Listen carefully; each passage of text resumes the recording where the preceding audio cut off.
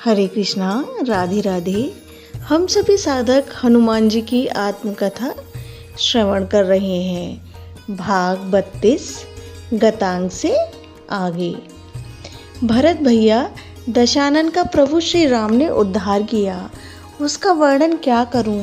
मैं तो यही मानता था कि ये सब प्रभु श्री राम की लीला थी, पर इनके ही तो पार्षद थे ये रावण, कुंभकर्ण इत्यादि। आपको तो पता ही है भरत भैया, जय और विजय ही तो ये सब बनकर आए थे। कैसी विलक्षण लीला करते हैं प्रभु, सब लीला है उनकी, और मुझ जैसों को महिमावंत बना देते हैं। पर रावण मारा गया, मुझे ही आज्ञा दी थी प्रभु ने, जाओ हनुमान जाओ। मैथिली मेरी प्रियतमा, मैथिली को ये सूचना दो कि दशग्रीव अब नहीं रहा, जाओ। आहा, मेरी वह प्रियतमा कितनी प्रसन्न होगी। ये अंतरंग बातें मुझे ही बताते थे प्रभु। उनके हृदय में उनकी आह्लादिनी किस तरह से विराजमान थी, ये मुझसे ज़्यादा भला और कौन जान सकता है।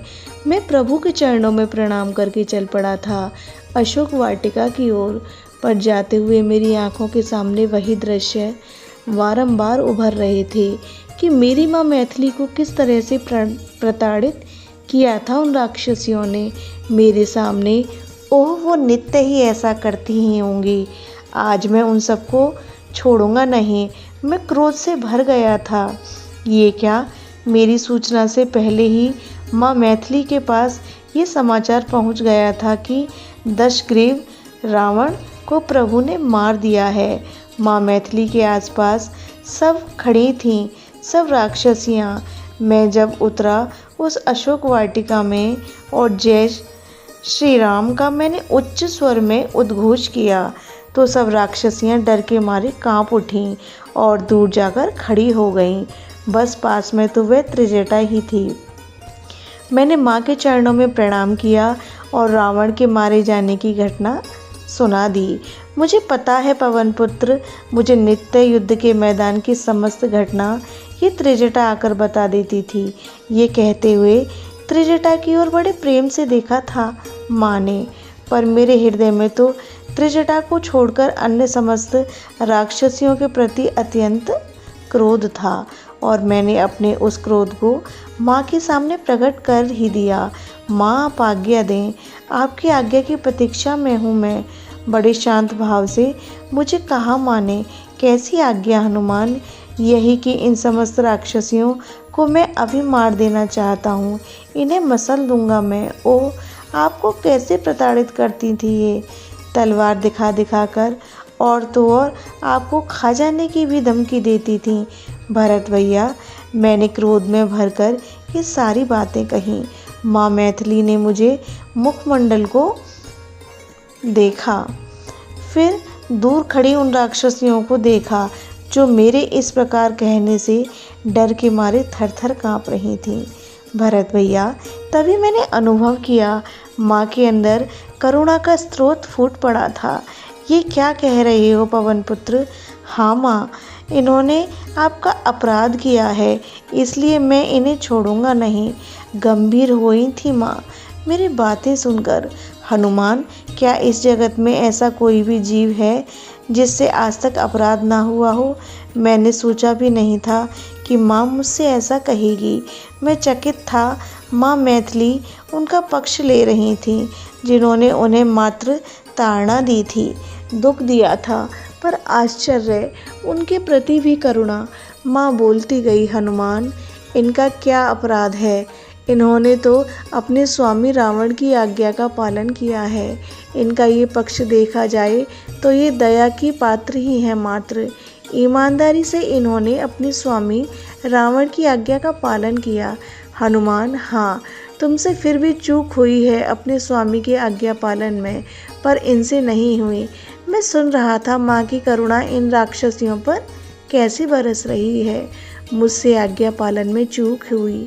हाँ माँ बोली, और बड़ी दृढ़ता से बोली, बताओ तुम्हारे स्वामी ने अभी तुम्हें क्या आज्ञा दी है कि इन्हें मार कर आओ। मैंने अपना सिर झुका लिया था। नहीं माँ, फिर क्या आज्ञा मिली है तुम्हें। माँ बोलती गई। उनका ध्यान बेचारी डर से कांप रही उन राक्षसियों के ऊपर था।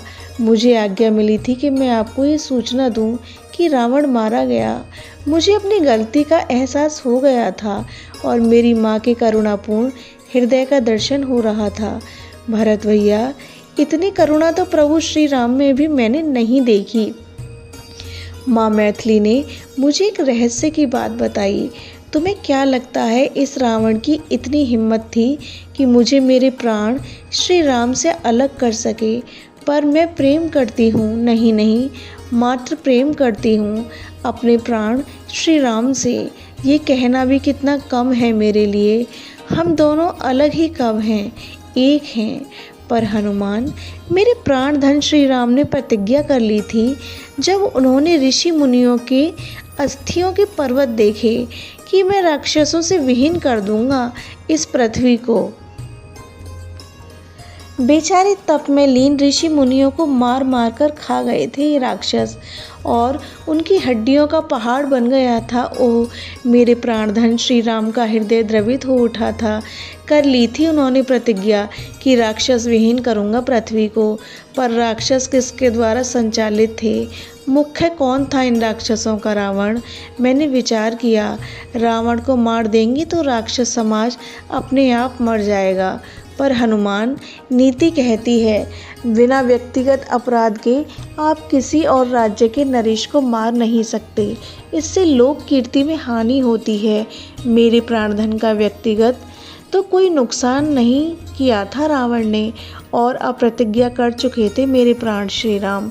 मैं सोच में पड़ गई, वध करेंगे रावण का मेरे प्रभु, और अगर इन्होंने ऐसा किया तो लोक में इनकी निंदा होगी। मैं कैसे सह सकती थी अपने प्राणधन की निंदा? तब मैंने स्वयं ये निर्णय लिया कि मैं ही रावण की लंका में जाऊंगी। ये सारी भूमिका मैंने ही बनाई थी ताकि मेरे स्वामी श्री राम लोक की अपकीर्ति से बच जाएं और लोक में ये बात फैले कि रावण ने राम की पत्नी का हरण किया, इसलिए राम ने रावण का वध किया। मैंने लोक में अपकीर्ति से बचाने के लिए अपने प्रभु श्री राम को स्वयं रावण के यहाँ आ गई। ये सब मेरा ही किया हुआ है, नहीं तो इस रावण की मजाल कि मुझे देख भी ले। हे हनुमान, रावण को अपने धाम में भेज दिया है प्रभु ने। फिर तुम इन बेचारी राक्षसियों के पीछे क्यों पड़े हो? अपराध किया है इन्होंने, पर अपराध किससे नहीं होता। भरत भैया, मैंने माँ का ये रूप आज देखा। सारी ये लीला इन्हीं आदि शक्ति की थी। ये सब जो हुआ सब इन्हीं ने किया था। ओह, कैसा विलक्षण प्रेम है माँ मैथिली का अपने प्राणधन श्री राम के प्रति। स्वयं रावण के यहाँ रहकर अपने प्राण प्रियतम श्री राम को लोक निंदा से बचाया। आज मुझे लगा आदिशक्ति ही मुख्य है और वही लीला कर रही है। ब्रह्मा भी तो शक्ति के बिना अधूरा है। मैंने माँ मैथिली के चरणों में प्रणाम किया था। ये प्रसंग अब यही विश्राम लेता है। हरे कृष्णा, राधे राधे।